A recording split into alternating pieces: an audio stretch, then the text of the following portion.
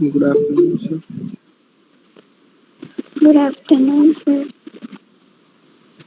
Good afternoon, sir. Good afternoon. Good afternoon. My voice is audible to everyone? Yes, Yes, sir. sir. Good afternoon, sir. Okay. Good Good afternoon. afternoon, sir. Good Good afternoon, sir. afternoon.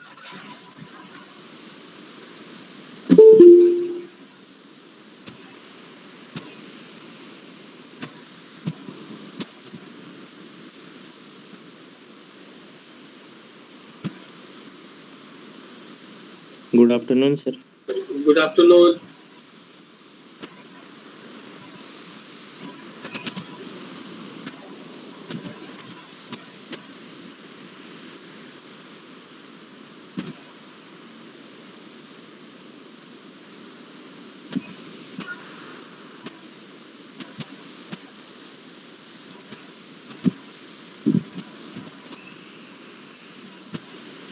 So today we will discuss your income and expenditure account, isn't it?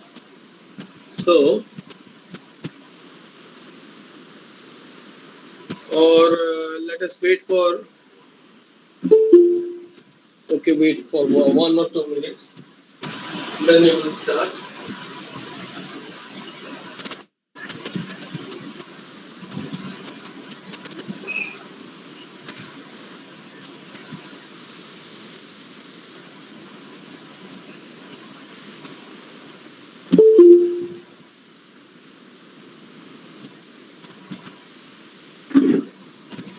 Okay. So let us start your today's class. Your income and expenditure account, isn't it? So this is the topic for today's class. तो मैं तुमको receipt and payment account बता चुका हूँ. कोई doubt है क्या receipt and payment account में तुम लोगों को? No, sir. No, sir. तो ठीक है. No, sir. कुछ नंबर्स है, बैक क्वेश्चंस है, उसको करोगे. अगर तुम लोगों से नहीं हो पाएगा तो मुझे बताओगे तो हम लोग डिस्कस करेंगे क्लास में ही, इसी क्लास में डिस्कस करेंगे जैसे हम लोग करते हैं 3 to 4 में करेंगे. ठीक है. तो मैं तुमको 4:10 में लीव करने के लिए बोलूंगा. तो पूरा 1 आवर में पढ़ाऊंगा आज इनकम एंड एक्सपेंडिचर अकाउंट. तो तुम लोग क्लास 11th में टॉपिक पढ़े थे फाइनेंशियल स्टेटमेंट्स में, जिसका नाम है तुम्हारा प्रॉफिट एंड लॉस अकाउंट. पढ़े हो तुम लोग, जानते हो प्रॉफिट एंड लॉस अकाउंट? ठीक है. Sir. तो प्रॉफिट एंड लॉस अकाउंट जैसे बनता है वैसे ही इनकम एंड एक्सपेंडिचर अकाउंट बनता है. खाली एक डिफरेंस यहाँ पे ये है कि वो बनता है प्रॉफिट मेकिंग के लिए, ये बनता है नॉट फॉर प्रॉफिट मेकिंग के लिए. मतलब सिंपल बात है, यहाँ पर मेन मोटो होता है कि हमको ये निकालना है कि कोई भी ऑर्गेनाइजेशन बिना इनकम के नहीं चल सकता. पहला बात, एक चीज याद रखोगे, कोई भी ऑर्गेनाइजेशन बिना इनकम के नहीं चल सकता. इसलिए इनकम होना जरूरी है, क्योंकि एक्सपेंसेस तो करना होगा किसी भी ऑर्गेनाइजेशन को चलने के लिए. तो नॉर्मल सा बात है कि अकाउंटिंग हर जगह यूज होता है. हाँ सर, प्रकृति ज्वाइन करना चाहती है. अच्छा ठीक है. ज्वाइन हुआ? Yes, sir. हाँ ज्वाइन हो गया. वेलकम. तो यहाँ पे देखो, मैं तुमको बताया कि इनकम एंड एक्सपेंडिचर अकाउंट जब हम बनाएंगे तो उसमें एक चीज ध्यान में रखेंगे, जो करंट ईयर का होगा, जो साल भर का होगा, उसको लिया जाएगा. ठीक है. तो यहाँ पर जैसे मान लो कि जो पिछले साल का है या जो नेक्स्ट ईयर का है, आने वाला है, उसको नहीं लिया जाएगा. जैसे हम प्रॉफिट एंड लॉस अकाउंट में उसी करंट ईयर का लेते हैं, वैसे ही तुम्हारा इनकम एंड एक्सपेंडिचर में भी करंट ईयर का लिया जाएगा. मैं बार बार एक ही चीज बोलूंगा कि कौन से ईयर का लिया जाएगा स्टूडेंट्स? Current year. याद रखोगे कौन से ईयर का लेना है? मैं बता दिया तुमको, करंट ईयर का लेना है. अब not for profit organisation are not set up for the purpose of earning profit. ये तो मैं पहले से बता चुका हूँ कि वो प्रॉफिट अर्न करने के लिए नहीं है. Therefore, they do not prepare profit and loss account. वो प्रॉफिट एंड लॉस अकाउंट नहीं बनाते हैं. Instead they prepare income and expenditure account. तो वो क्या बनाते हैं? इनकम एंड एक्सपेंडिचर अकाउंट बनाते हैं हर साल के एंड में. क्या निकालने के लिए? सरप्लस और डेफिसिट. याद रखोगे, क्या निकालते हैं वो लोग, सरप्लस या डेफिसिट। ठीक है, तो सरप्लस कब होता है ये भी तुमको पता है, मैं बताया हूं तुमको पिछले क्लास में। सरप्लस तब होता है जब हमारा इनकम ज्यादा होता है, किससे बता दो, एक्सपेंडिचर से। सरप्लस कब होता है, जब इनकम ज्यादा होता है एक्सपेंडिचर से। जैसे यहाँ पर हम निकालते थे जब रेवेन्यू ज्यादा होता था एक्सपेंसेस से तो प्रॉफिट होता था, प्रॉफिट एंड लॉस अकाउंट में। प्रॉफिट एंड लॉस अकाउंट में और एक चीज होता था, जब एक्सपेंसेस ज्यादा होता था रेवेन्यू से या इनकम से तो वो लॉस होता था। वैसे ही इनकम एंड एक्सपेंडिचर अकाउंट में जब इनकम ज्यादा होगा एक्सपेंडिचर से तो वो सरप्लस होगा। ठीक है, याद रखोगे मैं जो बोला तुमको। तो यहाँ पे एक चीज, हाँ बोलो। सो यूवी में जॉइन करना जाती है। UV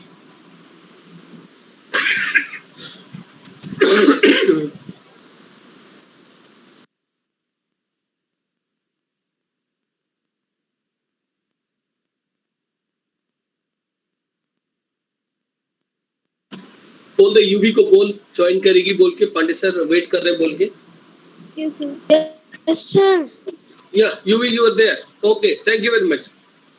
UV is there now. तो अब मैं तुमको बताना चाहता हूं, व्हेन, याद रखोगे जब इनकम एक्सपेंडिचर अकाउंट बनाएंगे तो याद रखोगे when incomes are more than expenditure it shows what, it shows surplus।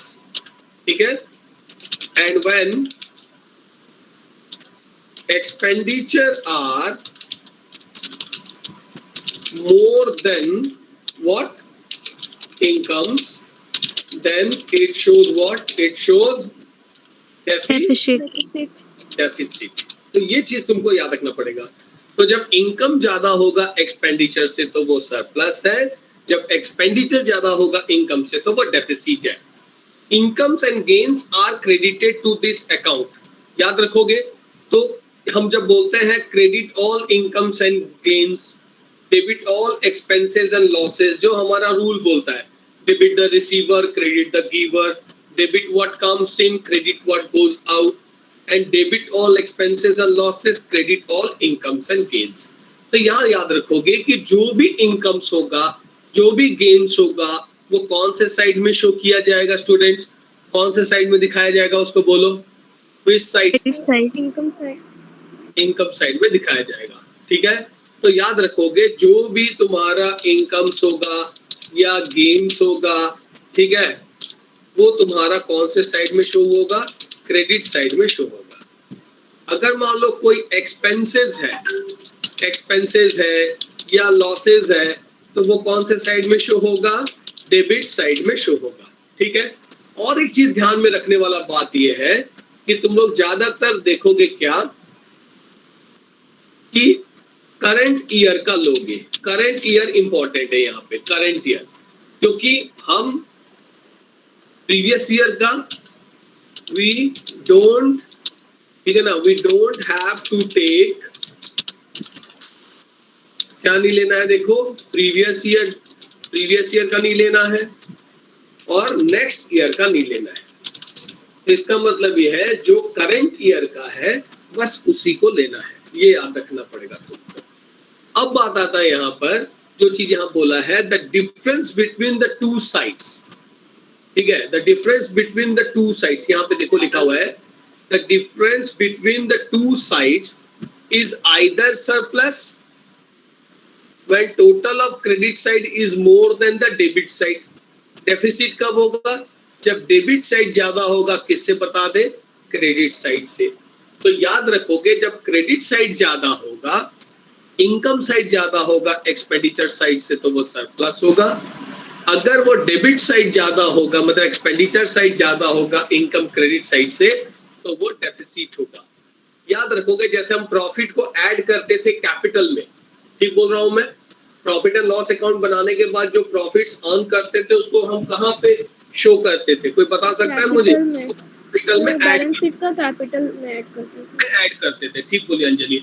वैसे ही यहाँ पे जो सरप्लस होगा उसको हम एनपीओ के बैलेंस शीट में कैपिटल फंड, उसका नाम है कैपिटल फंड, तो कैपिटल फंड में उसको हम क्या कर देंगे बता दे, प्लस कर देंगे। अगर डेफिसिट होगा मेरे दोस्तों तो कैपिटल फंड से उसको क्या करेंगे बता दो, कैपिटल फंड से उसको माइनस करेंगे। तो ये चीज तुम लोगों को याद रखना है कि कब माइनस करने का है और कब उसे प्लस करने का है। इनकम एक्सपेंडिचर अकाउंट, जब हम इनकम एक्सपेंडिचर अकाउंट बनाते हैं तो उसमें क्या चीज याद रखते हैं, देखो income expenditure account is prepared at the end of the accounting period, end of the accounting period में बनता है। और ये कौन सा कॉन्सेप्ट के हिसाब से बनता है, मैचिंग कॉन्सेप्ट। मैचिंग कॉन्सेप्ट, तुम लोग मैचिंग कॉन्सेप्ट जानते हो क्या होता है? मैचिंग कॉन्सेप्ट मतलब वो अकाउंटिंग कॉन्सेप्ट है जहां पर हम रेवेन्यू को कंपेयर करते हैं किसके साथ, एक्सपेंसेस के साथ। तो रेवेन्यू रिसिप्ट्स का मतलब है जो करंट ईयर का है, जो इस साल का है, इस साल के रेवेन्यू से या इनकम से इस साल के एक्सपेंसेस को क्या करेंगे, कंपेयर करेंगे। और कंपेयर करके हम क्या निकालेंगे बता दो, कंपेयर करके क्या निकालना है मुझे, सरप्लस, और नहीं तो क्या निकालना है, डेफिसिट। तो एक याद रखोगे, या तो सरप्लस या तो डेफिसिट। ना सरप्लस कब होगा, याद रखना सरप्लस का मतलब प्रॉफिट है। प्रॉफिट कब होगा, जब इनकम ज्यादा होगा एक्सपेंडिचर से। ना डेफिसिट कब होगा, जब आपका एक्सपेंडिचर ज्यादा होगा इनकम से। It is prepared following accrual basis of accounting. Accrual basis of accounting का मतलब है कि चाहे मिला हो चाहे ना मिला हो, अगर वो इस साल का इनकम है तो इस साल लिया जाएगा, चाहे पेमेंट किया हुआ हो या ना किया हुआ हो, अगर वो इस साल का है, करंट ईयर का है तो लिया जाएगा। तो ये एक्रूअल है। जैसे आउटस्टैंडिंग सैलरी का एग्जांपल हो गया, एक्रूड इंटरेस्ट का हो गया, मतलब हमने इंटरेस्ट तो कमाया है बट अभी तक मिला नहीं है, तो वो एक्रूड इंटरेस्ट है। आउटस्टैंडिंग सैलरी का मतलब है सैलरी अपने को पे करना है बट अभी तक हमने पे नहीं किया है, बट वो इस साल का है, तो वो इनकम एंड एक्सपेंडिचर अकाउंट में लिया जाएगा। Is it clear? कोई डाउट है तो मुझे बोलो, कोई डाउट है? No sir. No sir. ठीक है, उसके बाद देखो, इसके बाद मैं आगे चलता हूं, नॉन कैश एक्सपेंसेस का बारे में बात करते हैं। नॉन कैश एक्सपेंसेस में तुम लोग जानते हो जिसको अपने को कैश नहीं पेमेंट करना पड़ता, उसमें एक नॉन कैश एक्सपेंसेस है डेप्रीसिएशन। ठीक है, तो डेप्रीसिएशन के लिए अपने को पेमेंट नहीं करना पड़ता, बट हम उसको अपने बोआ में बुक्स ऑफ अकाउंट्स में शो करते हैं क्योंकि वो हमारे लिए एक तरह से नुकसान है।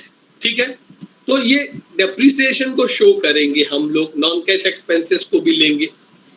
कैपिटल एक्सपेंडिचर जैसे purchase of land are not considered. याद रखना दोस्तों, फिक्स्ड एसेट्स अगर हम खरीदते हैं, जैसे बिल्डिंग खरीदे, लैंड खरीदे, फर्नीचर खरीदे, फिक्सचर खरीदे, इक्विपमेंट्स खरीदे, ट्रक्स खरीदे, पेरिफेरल्स खरीदे, प्रिंटर्स खरीदे, कंप्यूटर्स खरीदे, तो ये सब चीज नहीं जाएगा क्योंकि ये बैलेंस शीट में जाता है। तो याद रखियो, जो बैलेंस शीट में जाता है उसको मत लेना। तो यहाँ पर जो कैपिटल एक्सपेंडिचर है, जैसे हम फिक्स्ड एसेट्स खरीदते हैं, तो उन एसेट्स को आप इनकम एंड एक्सपेंडिचर अकाउंट में नहीं लोगे। साथ साथ में कुछ कैपिटल इनकम्स भी होता है, रिसिप्ट्स होता है, जैसे कि डोनेशन आपको मिला, तो डोनेशन आपको मिला, डोनेशन का मतलब है वो भी स्पेसिफिक पर्पस के लिए मिला। डोनेशन मिला स्कूल के असेंबली हॉल को बनाने के लिए, डोनेशन मिला तुम्हारा डोनेशन मिला पवेलियन बनाने के लिए, तो ये स्पेसिफिक पर्पस हुआ, वो कैपिटल आइटम है क्योंकि फ्यूचर में उसको यूज किया जाएगा पवेलियन के लिए या असेंबली हॉल को कंस्ट्रक्ट करने के लिए, तो इसलिए वो इनकम एंड एक्सपेंडिचर अकाउंट का पार्ट नहीं होगा। Got it? और एनी डाउट आस्क मी। कोई डाउट है? No sir.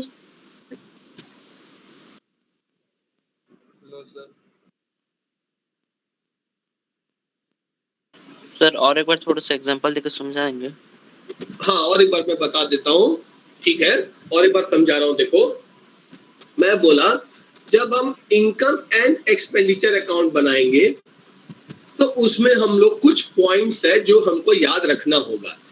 जैसा पहला पॉइंट यहाँ पे दिया हुआ है, फर्स्ट पॉइंट बोला है कि रेवेन्यू एक्सपेंसेस जो होगा करंट ईयर का या अकाउंटिंग पीरियड का, उसको लिया जाएगा चाहे हम पेमेंट किए हो या ना किए हो।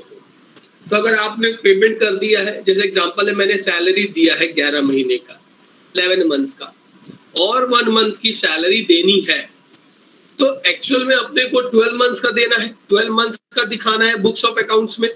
तो हम क्या करेंगे, 11 मंथ्स तो दिखाएंगे ही दिखाएंगे इनकम एंड एक्सपेंडिचर अकाउंट में, और 1 मंथ का दिखाएंगे कि भाई और 1 मंथ का इतना बाकी है। तो टोटल कितना हो गया, 12 मंथ्स का 12,000 रुपीज होता है, उसको मैं शो करूंगा इनकम एंड एक्सपेंडिचर के डेबिट साइड में। अभी क्लियर हुआ? Is it clear? पहला पॉइंट। हाँ, नाउ द सेकंड वन का बात करते हैं। जो सेकंड में जो दिया है, जैसे कुछ इनकम्स भी होता है, चाहे वो दिया हुआ हो या चाहे वो मिला हुआ हो या ना मिला हुआ हो। एग्जाम्पल, मैंने रेंट लगाया है भाड़े में अपना रूम, और वहां से मुझे अब तक 15,000 आ चुका है 10 महीने का, और 2 महीने का 3,000 मिलना है। तो यहाँ पे मैं कैसे दिखाऊंगा कि क्रेडिट साइड में बोलूंगा कि भाई 15,000 तो मिल चुका और 3,000 मिलना है, एक्रूड रेंट हो जाएगा। तो टोटल रेंट में कितना शो करूंगा इस साल का, बताना मुझे, जो मुझे मिलेगा या मुझे मिल गया है। 18,000 दिखाऊंगा, 18 15,000 मिला था और 3,000, तो मिलाकर 15 + 3 कितना हो गया, 18,000 में शो करूंगा। तो एक्रूअल बेसिस का मतलब यही होता है, जो करंट ईयर का होता है, जो अकाउंटिंग पीरियड का होता है, चाहे पे किया हुआ हो या ना पे किया हुआ हो, ठीक है, चाहे मिला हो या ना मिला हो, अगर वो करंट ईयर का है, वो इस साल का है, तो उसे हमें इनकम एंड एक्सपेंडिचर अकाउंट में शो करना पड़ेगा। कुछ एक्सपेंसेस है, जैसे मैं तुमको बताया डेप्रिसिएशन का बात किया ना। डेप्रिसिएशन एक ऐसा एक्सपेंसेस है जिसको हम लोग नॉन कैश एक्सपेंसेस मानते हैं।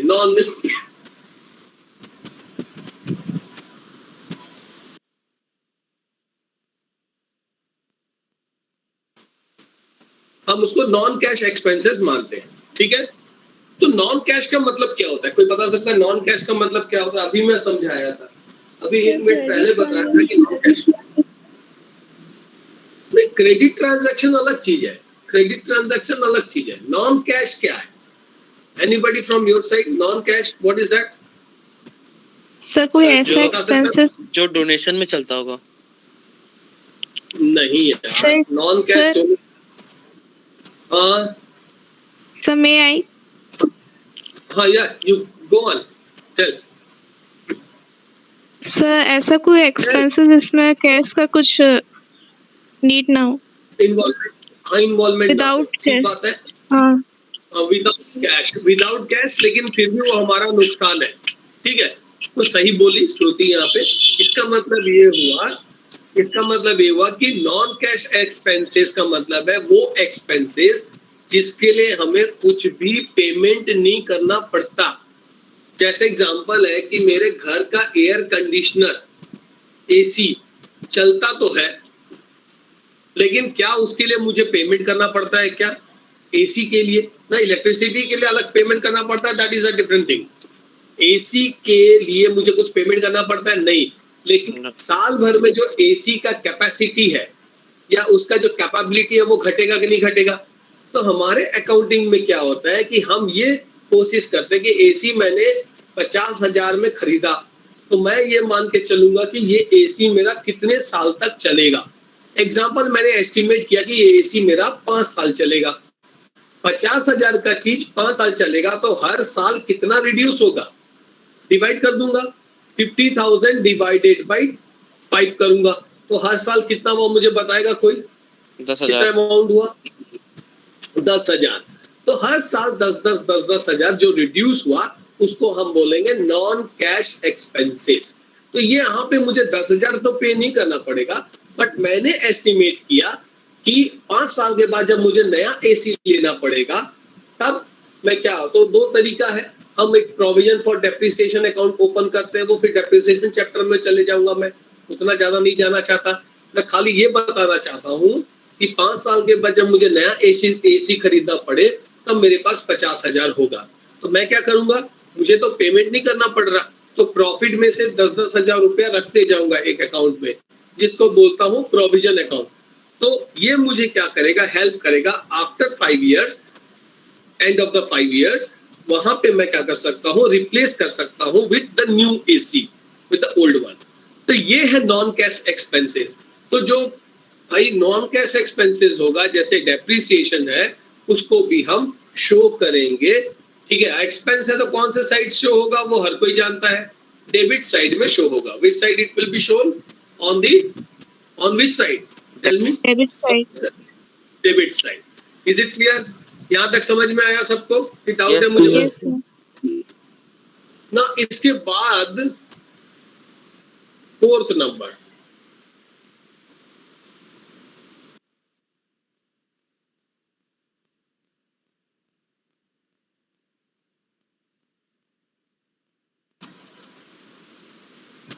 देखो 4th नंबर में आते हैं, और 4th नंबर में जो बोला है वो देखते हैं।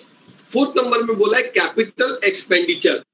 अच्छा, कैपिटल एक्सपेंडिचर का मतलब क्या होता है? वो एक्सपेंडिचर जिसपे हम क्या करते हैं बताओ, फिक्स्ड एसेट्स पे खर्चा करते हैं, जैसे लैंड खरीदते हैं, बिल्डिंग खरीदते हैं, फर्नीचर खरीदते हैं, फिक्सचर खरीदते हैं।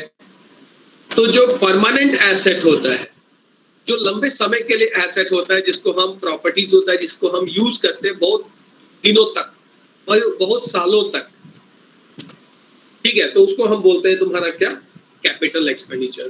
तो याद रखोगे मेरे दोस्तों कि कैपिटल एक्सपेंडिचर को हम इनकम एंड एक्सपेंडिचर अकाउंट में शो नहीं करेंगे।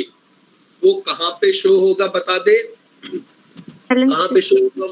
बैलेंस शीट में होगा, ठीक है ना। कभी कभार क्या होता है कि कुछ कैपिटल इनकम्स होता है या रिसिप्ट्स होता है, जैसे डोनेशन मिला स्पेसिफिक पर्पस के लिए, donation for pavilion, donation for prize, donation for matches. तो जैसे मैच फंड क्रिएट हुआ तो मुझे मैच फंड के लिए डोनेशन मिला, प्राइज फंड के लिए डोनेशन मिला, पवेलियन के लिए मिला, ठीक है, असेंबली हॉल के लिए मिला, ऑडिटोरियम के लिए मिला। तो ये सब स्पेसिफिक डोनेशंस है। तो स्पेसिफिक डोनेशंस एक बेसिकली वो लायबिलिटी है, क्योंकि उसे हमें यूज करना है फ्यूचर में, तो वो इनकम एंड एक्सपेंडिचर अकाउंट में नहीं आएगा। What is my point or not? Tell me. Is it clear? Yes sir. तो ये चीज याद रखोगे तुम लोग। यहाँ पे जो इम्पोर्टेंट नोट दिया है स्टूडेंट्स, वो देखो, यहाँ पे जो इम्पोर्टेंट नोट दिया है वो मैं बताना चाहता हूँ। देखो यहाँ देख सकते हो इम्पोर्टेंट नोट में क्या बोला है, ठीक है। इम्पोर्टेंट नोट में it should be noted that income and expenditure account does not have an opening balance. Obvious है ओपनिंग बैलेंस नहीं शो करता। प्रॉफिट एंड लॉस अकाउंट में कहीं ओपनिंग बैलेंस होता है क्या? तो बता सकता है होता है क्या प्रॉफिट एंड लॉस अकाउंट में ओपनिंग बैलेंस? कभी देखियो? No sir. No sir. क्यों नहीं होता? क्यों नहीं होता? क्या रीजन है कि क्यों नहीं होता? क्योंकि वो हर साल बनता है, हर साल प्रॉफिट जानना होता है, हर साल लॉस जानना होता है। वैसे इनकम एंड एक्सपेंडिचर अकाउंट में हर साल सरप्लस जानना होता है, हर साल डेफिसिट जानना होता है, और जो भी सरप्लस होता है या डेफिसिट होता है वो कैपिटल फंड के साथ एडजस्ट होता है। अगर सरप्लस होता है तो कैपिटल फंड में ऐड होता है, और अगर डेफिसिट होता है तो सरप्लस तुम्हारा क्या होता है, कैपिटल फंड में वो लेस होता है कैपिटल फंड से। तो याद रखोगे कि कैपिटल फंड को क्या बोला जाता है। कैपिटल फंड का बहुत नाम है। कैपिटल फंड को जनरल फंड भी बोलते हैं या कॉर्पस फंड भी बोलते हैं। तो याद रखोगे उसको हम लोग जनरल फंड बोलते हैं या कॉर्पस फंड भी बोलते हैं। और वो शो होता है बैलेंस शीट के कौन से साइड में। अगर मैं पूछूं तुमको कि बैलेंस शीट के कौन से साइड में शो होता है, मुझे कौन बता सकता है? बैलेंस शीट के कौन से साइड में शो होता है? Liability side. Very good answer. Liability side में शो होता है। That is absolutely correct. Current accounting period में जो रेवेन्यू आइटम्स आता है वही इनकम एंड एक्सपेंडिचर अकाउंट में शो किया जाता है। तो ये चीज याद रखोगे तुम लोग कि हर साल हमको इनकम एंड एक्सपेंडिचर अकाउंट बनाना पड़ता है सरप्लस जानने के लिए और डेफिसिट जानने के लिए।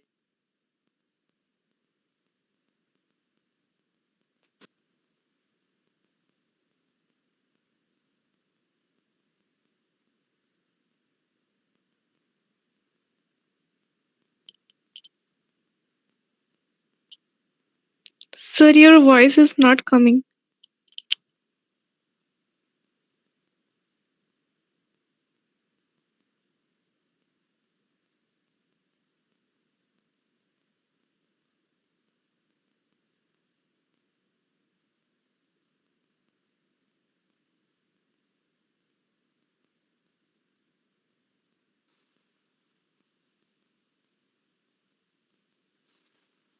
सर को मैसेज कर देते हैं।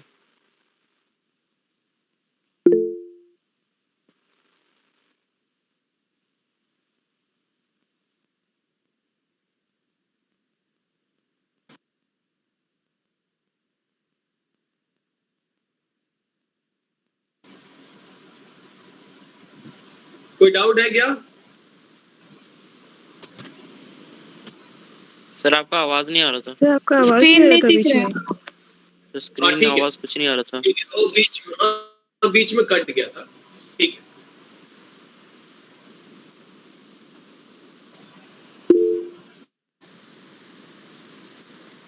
कोई डाउट है क्या? बोलो मुझे। No, sir. अभी तक कोई डाउट है क्या?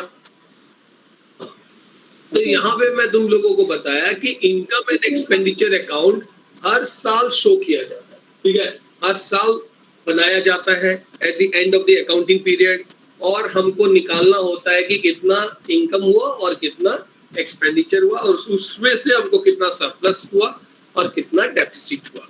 अभी भी किसी को डाउट है यहाँ पे तो मुझे पूछ सकता है, मैं बताने के लिए रेडी हूँ। कौन कौन से 5 पॉइंट्स हैं जो कि कंसिडर करेंगे इनकम एंड एक्सपेंडिचर अकाउंट बनाते समय, वो मैं 5 पॉइंट तुमको बताया। यहाँ पे वो 5 पॉइंट है, देख सकते हो। ठीक है, यहाँ पे, यहाँ से मैं बताया ना 1, 2, 3, 4 और 5। ठीक है, ये सारा वो पूरा 5 पॉइंट है, देखो। कोई डाउट है तो मुझे पूछो। ये रहा पहला 2, और उसके बाद ये और लास्ट का ये 3 पॉइंट। हाँ सर आज बोलो। का वीडियो रिकॉर्ड किए हैं आप? हाँ रिकॉर्ड है। सर जो रिकॉर्ड। भेज देंगे ग्रुप में। हाँ जरूर भेजूंगा, मैं तो हर दिन भेजता हूँ ग्रुप में, भेजूंगा मैं अंजलि, चिंता मत कर। ठीक है ना, टेंशन मत लो। अगर मान लो कि क्लास मिस भी हो जाता है तो तुम मेरा रिकॉर्डेड वीडियोस पाओगे, वो तो ऐसे ही पाओगे, चिंता नहीं करो। ठीक है, तो यहाँ पे देखो। हाँ यहाँ पे देखो, अब इसके बाद जो इम्पोर्टेंट चीज है वो मैं बताना चाहता हूँ कि क्या चीज होता है कैपिटल एक्सपेंडिचर। ठीक है, कैपिटल एक्सपेंडिचर क्या है? मैं तो अभी बताया तुम लोगों को कैपिटल एक्सपेंडिचर। कौन बता सकता है मुझे कैपिटल एक्सपेंडिचर क्या होता है? तो जिसको From your side, जैसे फिक्स्ड एसेट, उसमें हम फिक्स्ड एसेट इन्वेस्ट करते हैं। हाँ सिंपल बात है, जो हम फिक्स्ड एसेट्स में इन्वेस्ट करते हैं, ठीक है, उसको हम कैपिटल एक्सपेंडिचर बोलते हैं। ठीक है, उसको कैपिटल एक्सपेंडिचर बोला जाता है। राइट, अब कैपिटल एक्सपेंडिचर में जैसे एग्जांपल हम ले सकते हैं कि तुम्हारा क्या क्या एग्जांपल आएगा, बताओ क्या क्या एग्जांपल आ सकते हैं? Sir purchase of land, building, purchase of land, purchase of building, purchase of machinery. Right है, परचेज ऑफ मशीनरी भी आएगा, करेक्ट है। और फर्नीचर। और बताओ और क्या आ सकता है? So all fixed assets. All fixed assets आएगा, सही है, ऑल फिक्स्ड एसेट्स आएगा, करेक्ट है। ठीक है,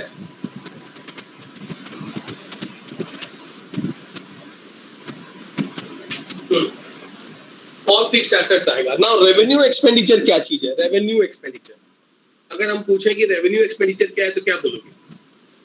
So एक रेवेन्यू ऐसा एक एक्सपेंडिचर का मतलब, सर डेली एक्सपेंसेस। राइट बोली यूवी, जो डेली एक्सपेंसेस है। ठीक है, कोई भी ऑर्गेनाइजेशन का जो डेली खर्चा है वो रेवेन्यू में जाएगा। जैसे हम स्टाफ को सैलरी देते हैं, रेंट पे करते हैं, एजुकेशनल ग्रांट्स का बात आता है, ठीक है, ऑनोरेरियम्स का बात आता है।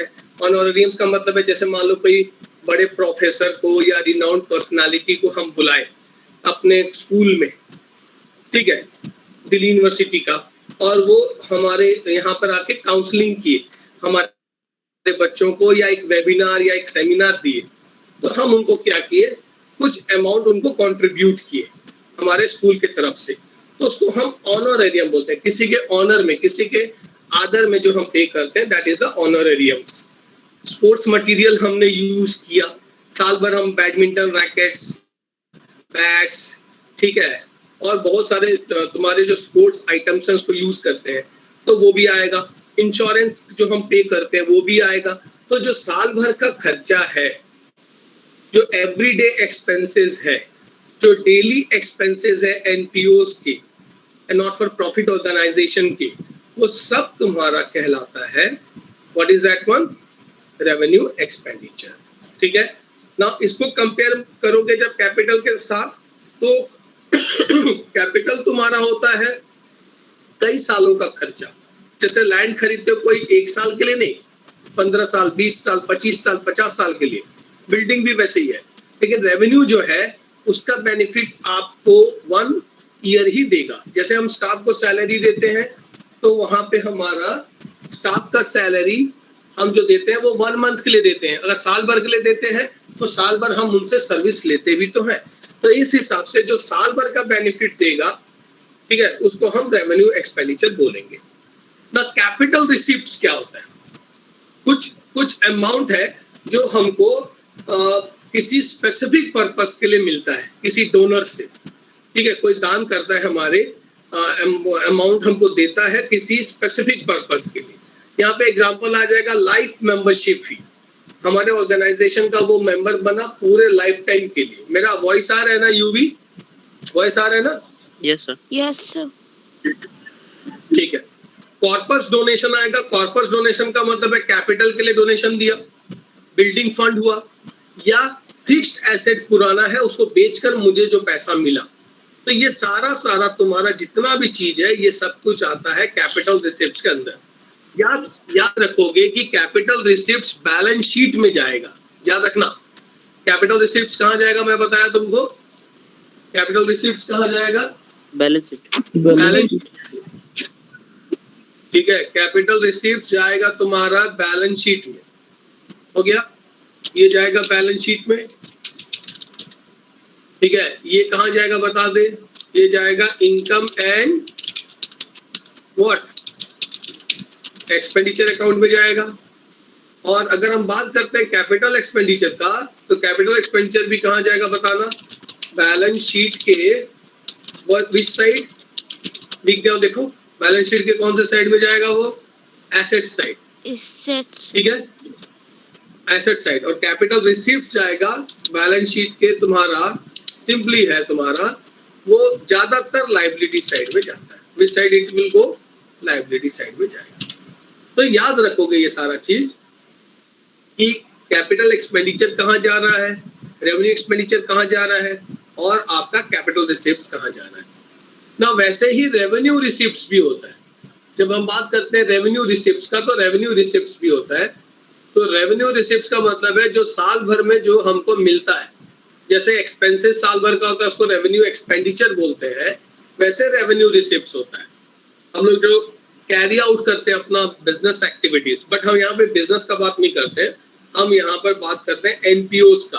तो नॉट फॉर प्रॉफिट ऑर्गेनाइजेशन भी बहुत सारे एक्टिविटीज करते हैं, जैसे एडमिशन फीस मिलना, जैसे एंट्रांस फीस मिलना, मेंबर से सब्सक्रिप्शंस मिलना, जनरल डोनेशंस मिलना, जनरल स्पेसिफिक नहीं, जनरल रेंट मिलना, या न्यूज़पेपर्स बेचकर जो पैसा पाना। ऐसे बहुत सारी चीज है जो कि हम रोजमर्रा या तुम्हारा रोज हमको मिलता है, जो हमारा बिजनेस में या हमारे, हम बिजनेस का बात नहीं करते, फिर से मैं बिजनेस बोल दिया क्योंकि बिजनेस बोलते बोलते बिजनेस हो जाता है, बट यहाँ पर एनपीओ है, नॉट फॉर प्रॉफिट है।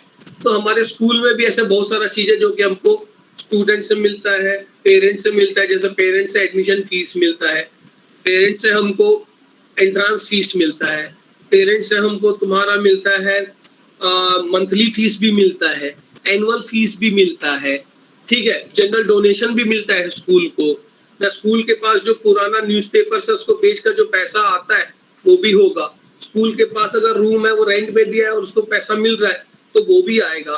तो ये सारा चीज जो साल भर का है, जो साल भर में आपको मिला है रिसिप्ट्स, वो कहलाएगा revenue receipts. But specific purpose के लिए अगर मिलेगा तो वो कैपिटल रिसिप्ट्स कहलाता है, याद रखना वो कैपिटल रिसिप्ट्स कहलाएगा, ठीक है। और जो साल भर में मिलता है विदाउट एनी पर्पस वो तुम्हारा रेवेन्यू रिसिप्ट्स कहलाएगा, जो तुम्हारा डे आउट एक्टिविटीज में तुमको मिलता है। Is it clear? Any doubt? No sir. कोई डाउट है अभी तक? ठीक है, तो मैं पूरा तुम्हारा थ्योरेटिकल पार्ट जो है इसका वो कंप्लीटली समझा रहा हूँ क्योंकि तुमको अच्छा से समझ में आए बोलकर, क्योंकि 1 मार्क क्वेश्चन आता है ना। फीचर्स का बात करते हैं इनकम एंड एक्सपेंडिचर का। तो पहला है नेचर। इसका नेचर कैसा है? ये एक नॉमिनल अकाउंट है। नॉमिनल अकाउंट तुम लोग को पता है, ठीक है, एक्सपेंसेस इनकम शो करता है, तो इसलिए ये नॉमिनल अकाउंट है। तो जो डेबिट है इसका मतलब है डेबिट साइड में debit with all the expenses and losses, credit with all incomes and gains. और यहीं पे अपने को पता चलता है कि अपने को सरप्लस हुआ कि डेफिसिट हुआ। अब कैसे सरप्लस होता है, कैसे डेफिसिट होता है वो भी बता देता हूं तुमको और एक बार। जब इनकम ज्यादा हो जाता है एक्सपेंसेस से तो वो सरप्लस है, जब एक्सपेंसेस ज्यादा होता है इनकम से तो वो डेफिसिट है ना। बेसिस ऑफ अकाउंटिंग कौन सा फॉलो होता है मैं तुमको पढ़ा चुका हूं अभी। यहाँ पे कौन सा फॉलो होता है देखो, यहाँ पे मैं यहाँ पे अंडरलाइन किया, कौन सा फॉलो होता है देखो, एक्रूअल। तो एक्रूअल बेसिस क्या बोलता है?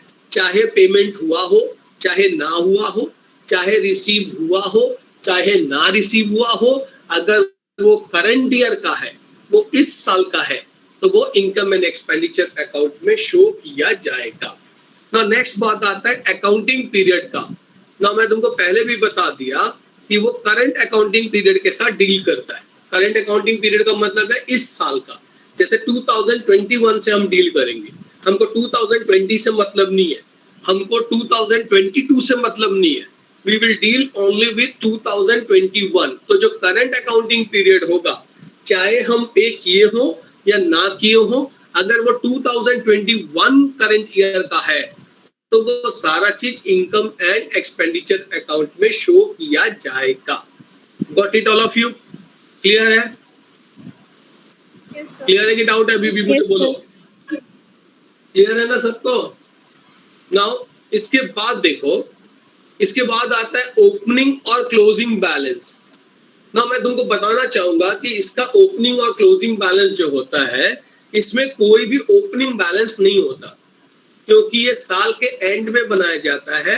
और इनकम जो साल भर का इनकम होता है, जो साल भर का एक्सपेंसेस होता है, उसको वहां पे डाला जाता है, वहां से सरप्लस और डेफिसिट निकाला जाता है। और उसके बाद जो सरप्लस होता है वो कैपिटल फंड में जाकर ऐड होता है। अगर डेफिसिट होता है तो कैपिटल फंड से माइनस होता है बैलेंस शीट के लायबिलिटी साइड में। Is it clear? Fourth number all of you, fourth number समझ में आया सबको? सर फोर्थ नंबर एक और बार समझा दीजिए तो। फोर्थ नंबर और एक बार बता रहा हूँ। जैसे हम बात करते हैं ओपनिंग बैलेंस और क्लोजिंग बैलेंस का, ना let me tell you, income and expenditure account में कोई भी ओपनिंग बैलेंस नहीं होता क्योंकि ये हर साल बनता है और हर साल तुम्हारा क्या होता है, बंद होता है और इसमें से निकाला जाता है सरप्लस होगा कि डेफिसिट होगा। जैसे प्रॉफिट एंड लॉस अकाउंट, ये कैरी नहीं होता नेक्स्ट ईयर को, इसका बैलेंस कैरी नहीं होता, इसका बैलेंस क्या होता है, जाके कैपिटल फंड में ऐड होता है या तो लेस होता है। तो मैं तुमको पहले भी बता चुका कि इसका इसीलिए ओपनिंग बैलेंस नहीं होता। दूसरा चीज है कि एंड में हम सरप्लस पाते हैं या डेफिसिट पाते हैं जब हम कंपेयर करते हैं इनकम को एक्सपेंसेस के साथ या एक्सपेंसेस को इनकम के साथ। जब इनकम ज्यादा हो जाता है एक्सपेंसेस से तो वो हमको सरप्लस देता है, जब एक्सपेंसेस ज्यादा हो जाता है इनकम से तो वो डेफिसिट देता है। अगर सरप्लस हो जाता है तो वो कैपिटल फंड से क्या होता है बताना, कैपिटल फंड से प्लस होता है। अगर डेफिसिट होता है तो कैपिटल फंड में से माइनस होता है। तो ये चीज तुमको याद रखना होगा। ओपनिंग और क्लोजिंग बैलेंस का बात किया यहाँ पर, तो कोई ओपनिंग बैलेंस है नहीं लास्ट में जो क्लोजिंग बैलेंस निकलता है उसको भी हम क्या करते हैं, कैरी फॉरवर्ड नहीं करते, उसको कैपिटल फंड में एडजस्ट करते हैं एज अ सरप्लस और as a deficit. Now it's clear और any doubt you tell me. Is it clear? Yes, Yes, sir. sir. Thank you. ना इसके बाद आ रहा है एडजस्टमेंट्स का बात. देखो यहाँ पे एडजस्टमेंट्स का बात बोला कि क्या एडजस्टमेंट्स हम करते हैं. ऐसे बहुत सारे एडजस्टमेंट्स है जो कि हमको करना पड़ता है. तो कि हम कौन सा फॉलो करते हैं बेसिस ऑफ अकाउंटिंग, मुझे बताओ कौन सा बेसिस ऑफ अकाउंटिंग फॉलो करते हैं? एक्रूअल. तो एक्रूअल में जैसे मान लो कि हमने अभी प्रीपेड भी हो जाता है. ठीक है, प्रीपेड का मतलब है एडवांस में पेमेंट किए होंगे या हमने पेमेंट नहीं किया होगा कोई एक्सपेंसेस का, कोई इनकम हमको किसी इनकम का रिसीव नहीं हुआ होगा. ठीक है, अमाउंट, तो डेप्रिसिएशन होगा, डाउटफुल टैक्स होगा. तो ये ऐसे बहुत सारे एडजस्टमेंट्स हैं जो कि हम साल भर में नहीं कर पाए थे और एंड में हमको करना होगा एडजस्टमेंट्स, क्योंकि हमको एक्चुअल सरप्लस या डेफिसिट जानना है. तो इसलिए इनकम एंड एक्सपेंडिचर अकाउंट बनाते समय इन सब चीजों का हमको क्या करना पड़ेगा, ख्याल रखना पड़ेगा कि अगर कोई एडजस्टमेंट्स है एक्रूअल बेसिस ऑफ अकाउंटिंग को लेकर, एडजस्टमेंट्स है जैसे प्रीपेड एक्सपेंसेस है, आउटस्टैंडिंग एक्सपेंसेस है, या तुम्हारा एक्रूड इनकम्स है, या डेप्रिसिएशन है, या डाउटफुल डेट्स है, ये सबको हमको एडजस्ट करना पड़ेगा. तो यहाँ पर मैं तुमको 5 फीचर्स बताया इसका इनकम एंड एक्सपेंडिचर का. Adjustments, opening and closing balance, उसके बाद बताया accounting period, basis of accounting बताया, और फर्स्ट बताया nature.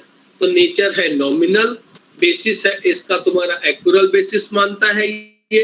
Accounting period current accounting period के लिए बनता है, कोई ओपनिंग नहीं है, और क्लोजिंग बैलेंस जो निकलता है वो कैपिटल फंड में या तो ऐड होता है सरप्लस होने से, डेफिसिट होता है जब वो तुम्हारा कैपिटल फंड से जब डेफिसिट निकलता है.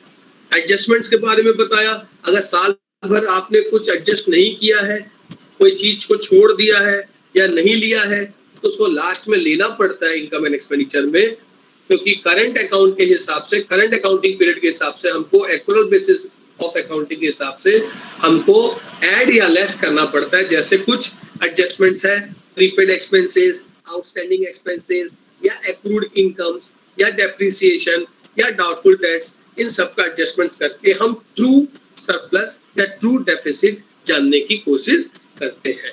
Is it clear? But still you have doubt, you ask me. Is it clear? Clear है ना? अब इसके बाद देखो, तो अगर बोलोगे तो आज हम एंड करेंगे. इसके बाद कल हम डिस्कस करेंगे इनकम एंड एक्सपेंडिचर का फॉर्मेट. ये डिस्कस करें अभी? Sir, कल ही करते हैं. ठीक है, एक काम करते हैं, कल करते हैं. ठीक है, तो मैं कल तुम्हारा इनकम एंड एक्सपेंडिचर अकाउंट का डिस्कस करूंगा फॉर्मेट, और नंबर्स भी कराऊंगा. ठीक है, तो Yes, sir. Previously income and expenditure account बहुत लोग नहीं किए थे. पिछले क्लासेस में मैं करा दिया था जब मैं फिजिकली जा रहा था पढ़ाने, तो उस समय मैं करवाया था. इनकम एंड एक्सपेंडिचर नहीं करवाया था, फंड बेस्ड करवाया था, मुझे याद है. ठीक है, तो इनकम एंड एक्सपेंडिचर उन लोगों के लिए भी नया है. तो ये टॉपिक को पूरा क्लियरली कल एक बार और समझेंगे विद फॉर्मेट, और यहाँ पर जो जो चीज है उसको मैं 1 बाय 1 लूंगा. जैसे सब्सक्रिप्शन है, तो फर्स्ट मुझे सब्सक्रिप्शन आप लोगों को पढ़ाना पड़ेगा, तो सब्सक्रिप्शन मैं पढ़ा दूंगा. ठीक है, और उसके बाद तुम्हारा इनकम एंड एक्सपेंडिचर अकाउंट में जाऊंगा. ठीक है, so thank you very much, God bless you, have a nice day. ठीक है, तो कल भी तुम्हारा कितने बजे होगा क्लास जानते तुम लोग? At what time? 3 to 4 ही होगा है, एवरीडे 3 to 4 होगा. Thank you very much, bye, take care. Thank you, sir. Thank you, sir.